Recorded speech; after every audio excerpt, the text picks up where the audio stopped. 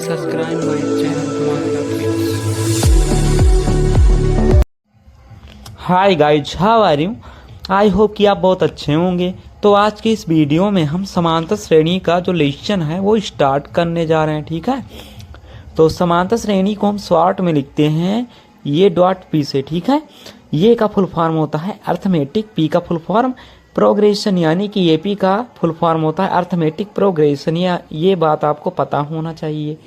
तो समांतर श्रेणी लेसन का हम परिचय देखेंगे। ठीक है, तो सबसे पहले हम ये जानेंगे कि समांतर श्रेणी होता क्या है। ठीक है, एपी है क्या।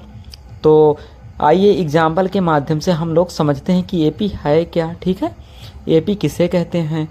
तो कुल मिला के मैं इसमें दो ही एग्जाम्पल आपको दूंगा, फिर क्लियर हो जाएगा। ठीक है, कि एपी है क्या। तो पहला एग्जाम्पल मैं ले लेता हूँ एक कॉमा, ठीक है, 1,4,7,10। चलिए ठीक है, यहाँ 1,4,7 कोई दिक्कत नहीं, यही ले लेते हैं। हाँ सही है, ओके। यहाँ लिख दो 10 लिख दो, फिर डॉट डॉट डॉट लगा देते हैं। दूसरा एग्जाम्पल हम लेते हैं 2,4,8, फिर हम ले लेते हैं 10 डॉट डॉट डॉट, है ना, 14 डॉट डॉट डॉट ले लेते हैं, कोई दिक्कत नहीं है। आइए फिर हम अब देखते हैं पहले एग्जाम्पल में, अगर 1 से 4 के बीच में डिफरेंस देखा जाए तो क्या होगा। 4 से 7 के बीच में डिफरेंस देखा जाए तो क्या होगा। ठीक है, 7 से 10 के बीच में डिफरेंस देखा जाए तो क्या होगा। तो 3 मिलेगा। अगर हम 4 में से 1 घटाएंगे 3 मिलेगा। 7 में से 4 मतलब 1 से 4 के बीच में 3, 4 से 7 के बीच में 3, 7 से 10 के बीच में 3। ऐसे ही 2, 4, 8, 10, 14 के बीच में देखना है। 2 से 4 के बीच में 2, 4 से 8 के बीच में 4, 8 से 10 के बीच में 2 डिफरेंस मिला। ठीक है, तो फिर अगर दूसरे एग्जाम्पल में बात किया जाए तो डिफरेंस असमान है। देखो 2, 4, 2 कहाँ बराबर है।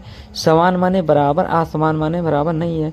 पहले एग्जाम्पल में देखा जाए तो सभी का डिफरेंस जो है 3 3 है। ठीक है, तो यह समान है। ठीक है, यह डिफरेंस जो है पहले एग्जाम्पल में समान है। 1 से 4 के बीच में 3 ही मिलेगा भाई, 4 से 7 के बीच में 3 ही मिलेगा, 7 से 10 के बीच में 3 ही मिलेगा। तो आइए पहला एग्जाम्पल हम फिर से देखते हैं। AP 1,4,7,10 dot dot dot. तो पहला पद को हम हमेशा A1 से लिखते हैं, दूसरे पद को A2 से, तीसरे पद को A3 से, चौथे पद को A4 से। अगर 5वां पद है तो ये 5 से लिखेंगे। मतलब जितना पद होगा उसी के हिसाब से हम लिखते जाएंगे। ठीक है, तो हम जानेंगे कि पहले एग्जाम्पल के माध्यम से एपी का क्या कंडीशन होता है, क्या नियम होता है। तो अगर मैं 4 में से घटाऊंगा तो 3 मिलेगा। ठीक है, जब हम पीछे से आगे को घटाएंगे तो इसी को सार्वधातर कहते हैं। ठीक है, सार्वधातर को हम डी से लिखते हैं।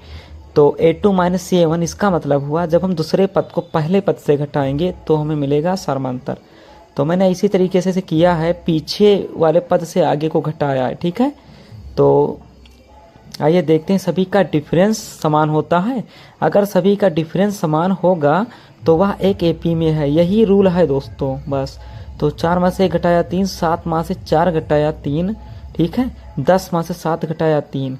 तो सभी का जो सार्वधातर आया वह लगभग समान है। ठीक है, 3 3 है तो समान है। तो किसी भी श्रेणी का सार्वधातर समान होगा तो वह एक एपी में माना जाता है, यानी एक एपी में है। तो हमें यही समझना था कि एपी है क्या, समांतर श्रेणी किसे कहते हैं।